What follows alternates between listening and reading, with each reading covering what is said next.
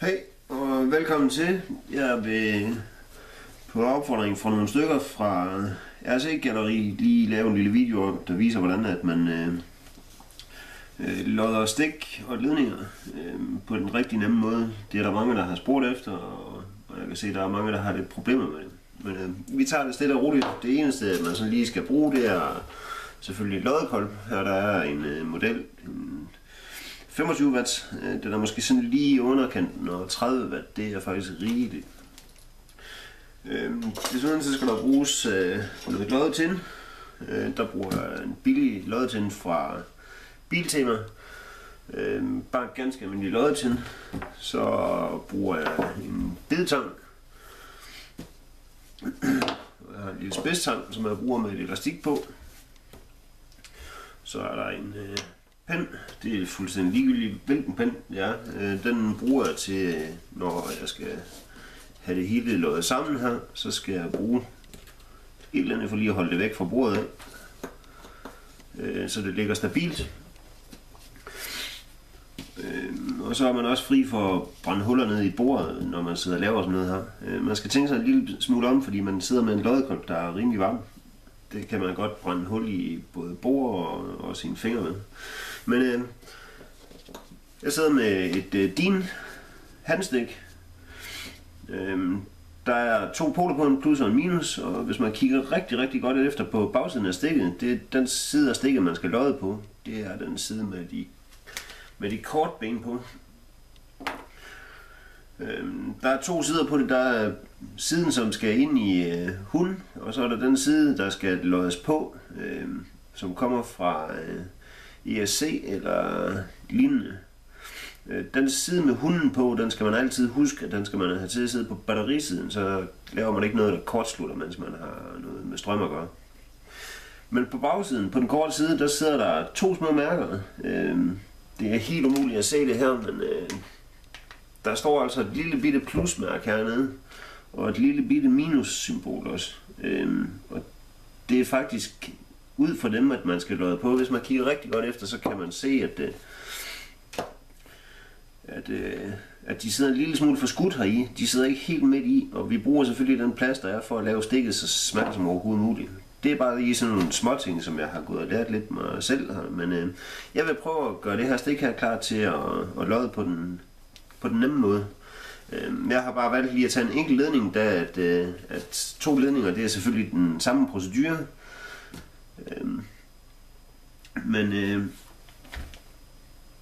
det er selvfølgelig dobbelt så meget arbejde. Men jeg prøver lige at vise, hvordan man gør her. Den metode, jeg bruger, den hedder reheat. Og det vil sige, at du først gør emnet klar med loddetind. Og når du har gjort det, og har begge dele klar, så reheater du det hele, altså genopvarmer det hele, og så tilføjer du en lille smule loddetind. Tilføjer lige lidt her for at føre varmen ned i. Og holder lige et øjeblik, og så bliver der en fin lille kugle her af loddetind på stikket, som ikke er kæmpe store, men heller ikke alt for lille. Det skal være så, at der er loddetind nok til, at vi kan få ledningen til at sidde fast her på. Det var den første del af det, vi har her, og det bliver selvfølgelig varmt det hele her. Så skal vi have ledningen tindet og gjort klar, og det gør vi på samme måde. Med at tage loddekolben og tilføre varme til trådene, og så tilfører jeg lige en anelse loddetind for at overføre varmen, og så tilfører jeg loddetind, så jeg fylder trådene op. Sådan der, så er tråden fyldt op.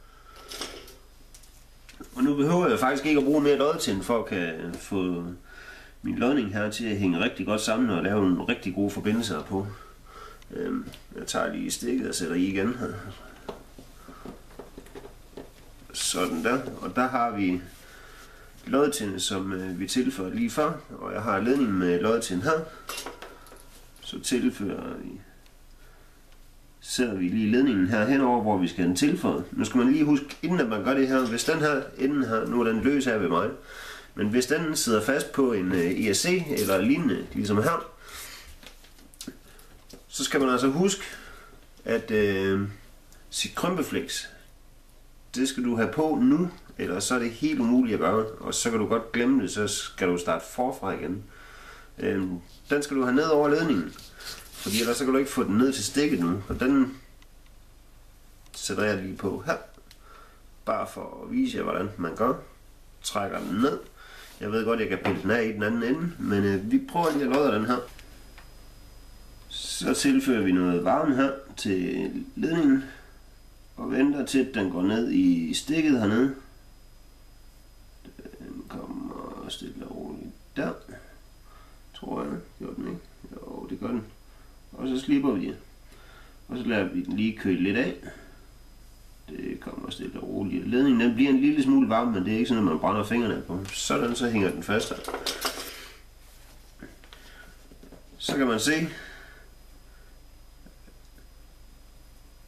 at der blev faktisk en rimelig pæn lodning her, hvor at, der er kommet en lille smule om på bagsiden også. Det gør absolut ingenting. Det er en fin og stabil lodning, jeg har fået lavet her. Så trækker man sit krympeflex ned over det, man lige har lavet her. Så plejer jeg at bruge min loddekolb her til, der bruger lige overdelen af, og så skubber den ned mod stikket, eller så vil jeg trække det med op, ligesom jeg gjorde lige for et øjeblik siden. Bare lige køre det stille og roligt henover.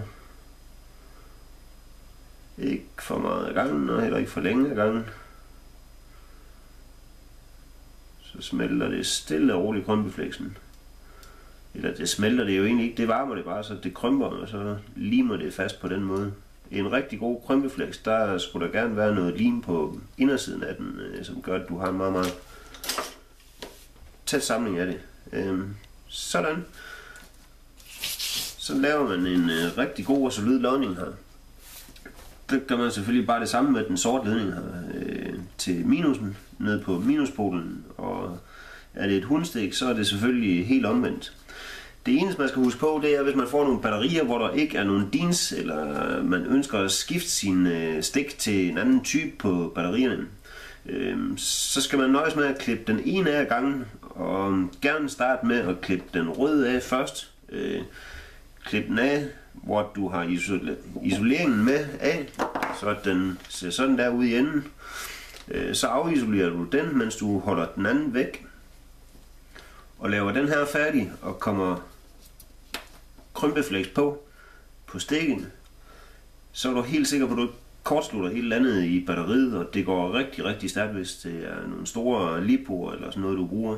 Nu, dem jeg bruger, det er nogle 22,2 volts, og de trækker altså en rimelig stor knist, specielt når jeg forbinder dem til 44 volt til min helikopter. Det er faktisk rigtig meget strøm, der kommer igen, men altid lige lav plussen på batteriet først, og husk krympeflex på, så du ikke kan kortslutte den, og så kan du klippe det gamle stik af til minus, og så forbinde det til minuspolen. Så har du lavet en sikker forbindelse, hvor du ikke rigtig har haft mulighed for at lave noget galt. Jeg håber, at det har hjulpet jer en lille smule, at jeg har lavet den video her, og håber, at der er mange, der får fornøjelse af det, og jeg håber også, at der er nogen, der i stedet for bare at købe løs af dyre stik og forbindelser, så kan man give sig til at lave dem selv til nogle fornuftige penge. God fornøjelse med jeres RC-projekter, og vi ses derude. Hej!